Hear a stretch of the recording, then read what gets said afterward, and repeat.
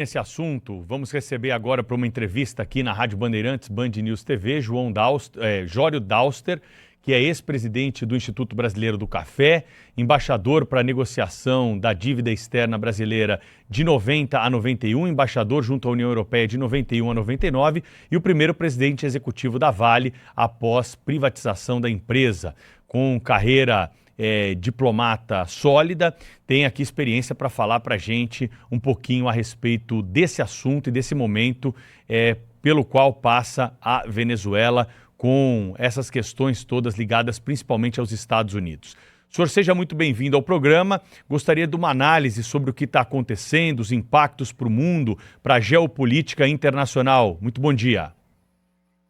Inicialmente, agradecer a vocês. É um grande orgulho estar presente aqui nesse jornal e é um prazer também poder conversar com esses ouvintes, sempre muito atentos. Eu também sou ouvinte da Band News. Muito bem, eu acho que a primeira coisa que nós precisamos deixar claro é que houve efetivamente uma primeira prova concreta no chão de como opera o Trump, que é uma diplomacia mafiosa. Nós estamos já vivendo isso há um pouco mais de um ano e tivemos agora essa experiência com uma invasão territorial de um Estado soberano. Então, foi uma agressão à soberania nacional, mas eu lembro que já houve, essa é a segunda, porque houve um primeiro ataque à soberania nacional, que foi a brasileira, em julho, quando o Trump tentou obter que o Supremo Tribunal Federal eliminasse o julgamento do ex-presidente Jair Bolsonaro, que o Congresso aceitasse um projeto de anistia e que o Executivo, pressionado pelo tarifaço, pelo sufoco da economia brasileira, tivesse que ceder. Então, essa, na verdade, é o segundo ataque à soberania de um país latino-americano, mas agora com consequências diretas, porque houve, inclusive, dezenas de mortos. Ainda não temos o dado definitivo. Ora, isso altera de forma absoluta toda a compreensão que havia desde os idos de 45, depois da guerra, quando os Estados Unidos, inclusive, lideraram um processo de criação de um regime multilateral que era baseado numa série de regras de comportamento.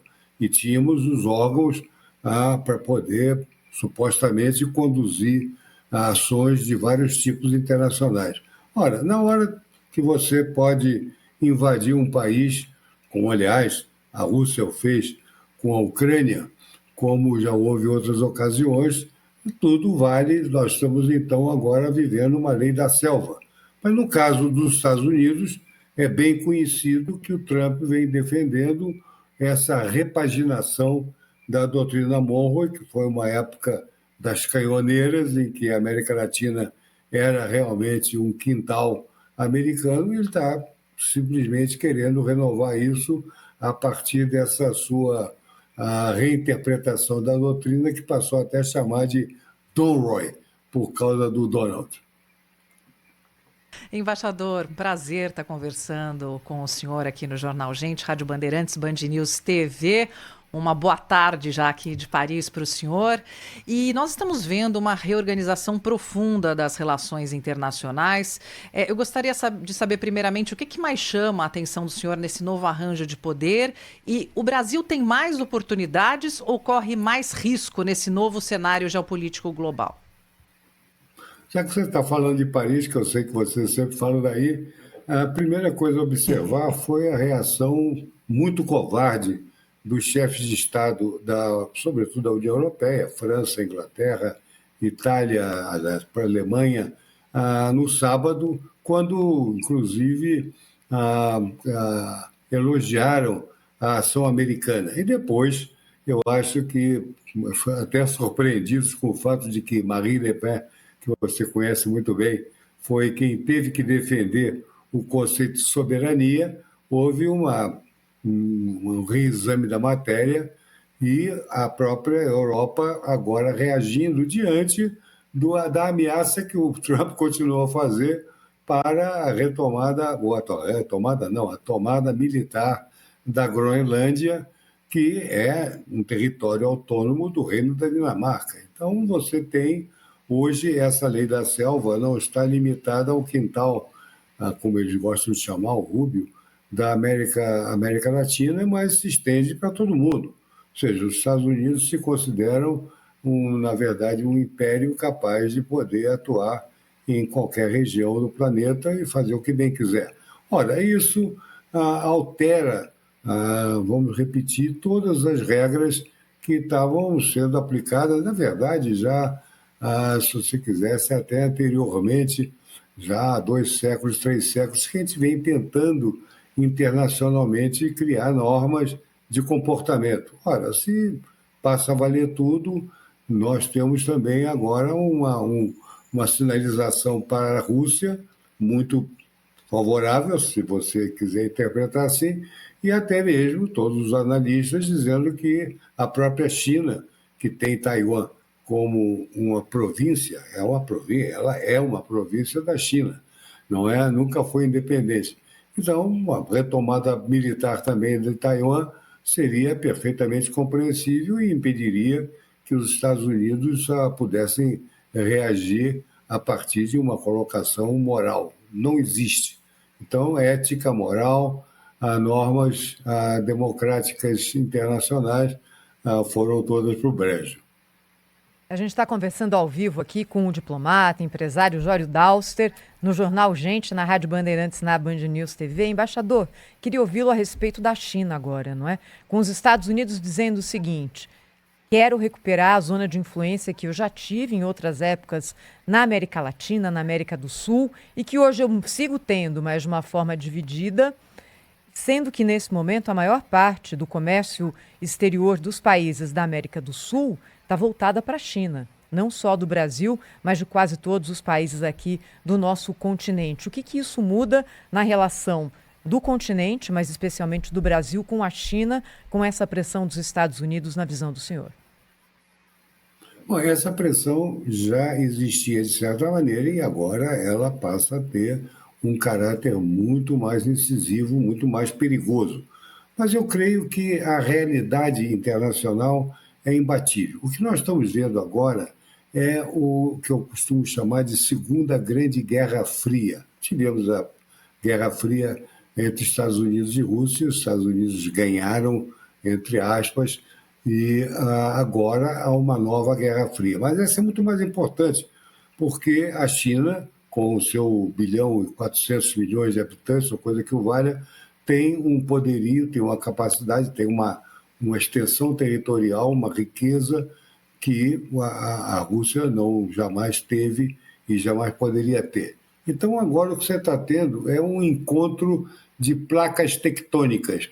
E todo encontro de placas tectônicas você tem terremotos, tem tsunamis, tem vulcões, e assim será durante alguns anos. É impossível prever quanto tempo vai durar esse confronto. Mas é um confronto agora entre duas potências que tem uma que está em decadência em termos de poder e a outra que vem crescendo de uma forma absolutamente assustadora, porque eu mesmo, como presidente da Vale, lembro que em 1990, 2000, perdão, lá fui eu à China conversar com uma senhora que era a CEO da Baosteel, a grande siderúrgica chinesa, para tentar vender um pouquinho mais de minério de ferro. Isso foi outro dia. E a China, em 25 anos, em quarto de século, ela fez o que nenhum país fez ao longo da história da humanidade. Ela trouxe centenas de milhões de pessoas para um nível decente de vida que não tinham. E agora, na verdade, é uma potência tecnológica surpreendente. Na maioria dos campos tecnológicos, a China vem tomando a liderança dos Estados Unidos. Então, o que o Trump está fazendo é, na verdade, buscar ainda usar o poder remanescente dos Estados Unidos, poder militar, que é enorme, hoje é o maior do mundo ainda, mas ameaçado pela própria China, e tentar recuperar um elemento qualquer de hegemonia. Então, esse é o problema internacional da diplomacia, das relações internacionais, de agora e do futuro. Como cada país vai reagir é uma questão que nós temos que ver. No caso do Brasil, nós temos um relacionamento muito forte com a China, inclusive através do BRICS. Precisa ser lembrado o tempo todo que o BRICS não é uma aliança, não é alguma coisa parecida com a União Europeia, com o Mercosul, não é uma organização, ele não tem um tratado de constituição do BRICS, ele é um arranjo, ele é uma aliança política, evidente que já tem até o seu banco lá, na área econômica, já fez alguns avanços, mas não tem uma constituição, digamos, para entender. Então, é ainda alguma coisa bastante fluida e, com isso, existe uma possibilidade de adaptações de todo jeito. Agora, eu entendo que hoje, com exceção da Colômbia até, que é das vítimas futuras do maçarico do Trump, o maior parceiro de comércio é a China. Então, isso também não tira da noite para o dia, porque os países têm que vender os seus produtos e os Estados Unidos não têm condições de comprar o que a China hoje nos compra. Então, também não vai ser num passe de mágica que o Trump vai conseguir enxotar a China da América Latina. Isso não é assim, há investimentos pesados, mas num caso ou no outro, caso do Panamá, um país pequeno, ameaçou de uma invasão e o Panamá teve que ceder, já tinha contratos com empresas chinesas para uma série de contratos de administração do canal, teve obviamente que ceder, no começo quis bancar o machão e não aguentou, porque invasão é invasão física. Mas, obviamente, o Brasil não está correndo o risco de uma invasão física dos Estados Unidos, e assim outros países. Então, nós vamos ter que ver isso com uma forma paciente. O Brasil tem que tomar posições bastante sólidas, não pode ficar correndo de medo de qualquer berro daqui ou dali, mas é evidente que nós temos que buscar também acomodações. Não há por que o Brasil ter uma política agressiva com os Estados Unidos, sempre foi um grande parceiro, temos ainda grandes interesses econômicos, também políticos, então isso precisa ser tratado com grande competência, e uma das coisas que deve ser feita é a contenção verbal do nosso presidente, que às vezes, diante do microfone, ele gosta de... O Trump, então, é campeão disso, mas o Lula, às vezes, também gosta de falar mais do que deveria. Eu acho que esse é um momento de muita tranquilidade, de muita serenidade, para não nos apavorarmos. Agora, se há tempo ainda, eu gostaria de fazer um pequeno comentário sobre petróleo e venezuelano e a China, porque claro, também ouço muita coisa aí pouco coerente.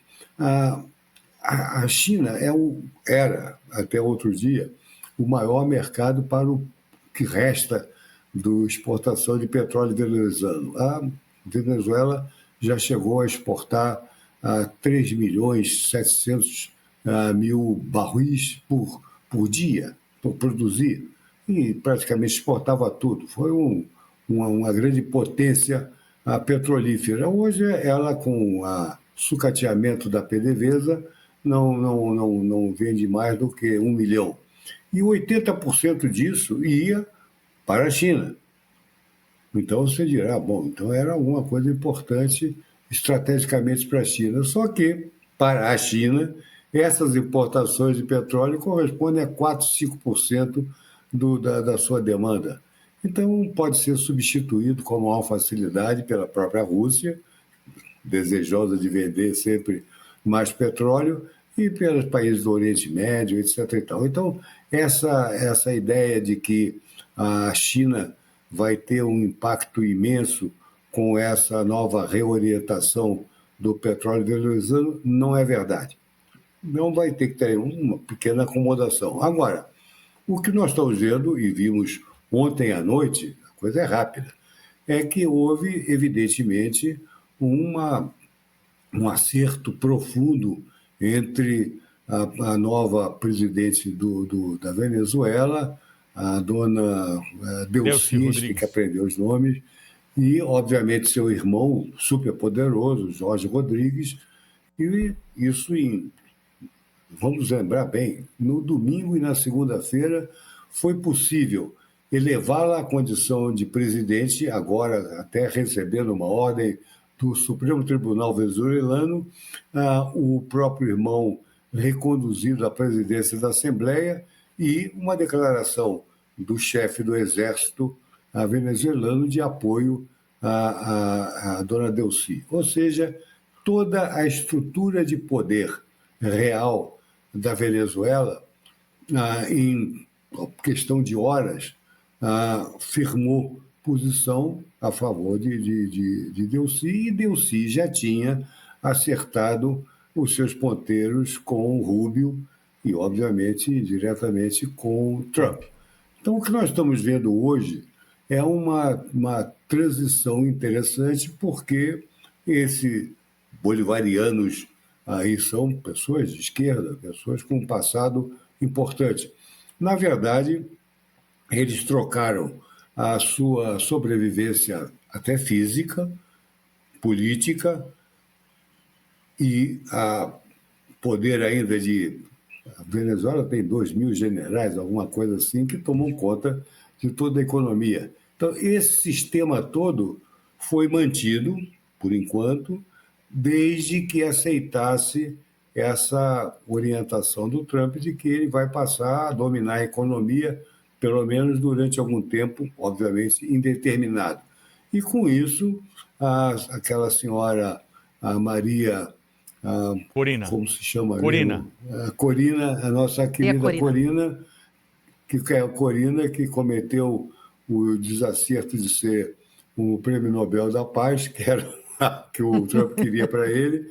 Ela dançou, mas por uma razão muito simples, porque o Rubio, que é um profissional do volante, um homem que entende das coisas da América Latina, fala espanhol em casa, ele conversou muito com ela e viu que eles não teriam a menor condição de conduzir a Venezuela no dia a dia. Se ela fosse posta ali, ao Trump de nada interessa a democracia. Alguns candidatos aí, governadores, embarcaram nessa canoa furada de que haveria uma mudança de regime e que a Venezuela agora seria um país democrático. Ora, não tem nada a ver, o Trump não tem o menor interesse por essas questões, só está interessado na parte comercial e, no caso da Venezuela, o primeiro é o petróleo. E por que o petróleo?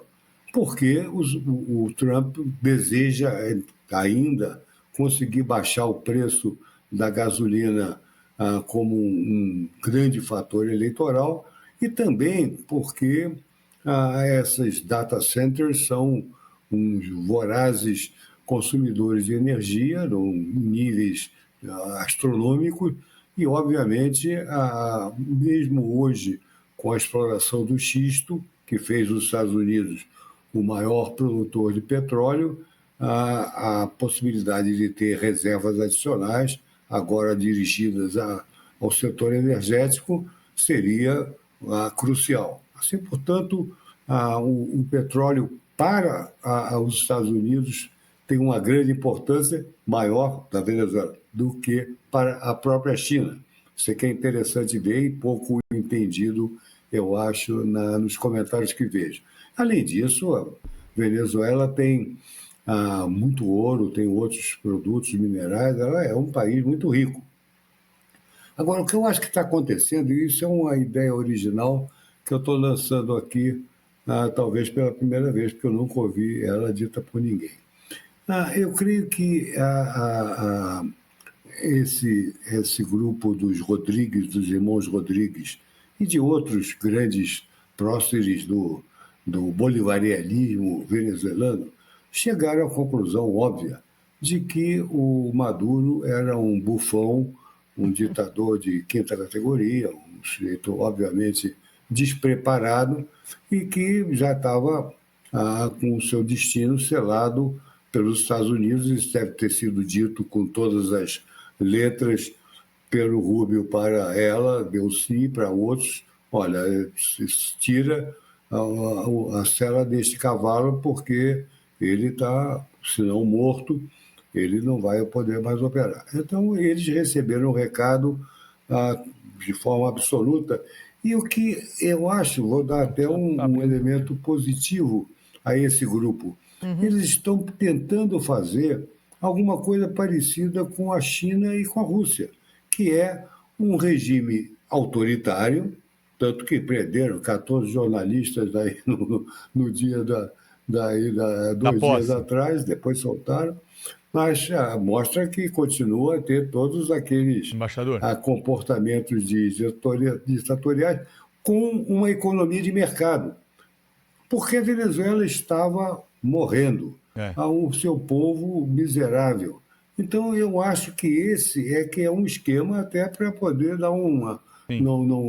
Não veria a dona Delcy como uma traidora em si, mas alguém que talvez, compreendendo com outros importantes dirigentes venezuelanos que o caminho Maduro, ele não tinha condições de fazer um adornamento, fazer uma modernização de sistema, que ele fosse realmente levado pelos Estados Unidos até para facilitar a vida do dia a dia da Venezuela e mantido o sistema, que isso é que é importante, mantida os empregos dos 2.000 generais que tomam conta da economia, coisas do gênero, por enquanto, nada impede que se faça esse acordo, então, com a Trump, apesar da vergonha de parecer uma sujeição total, e inclusive abrir toda a economia. Eu acho que não vai ficar no petróleo.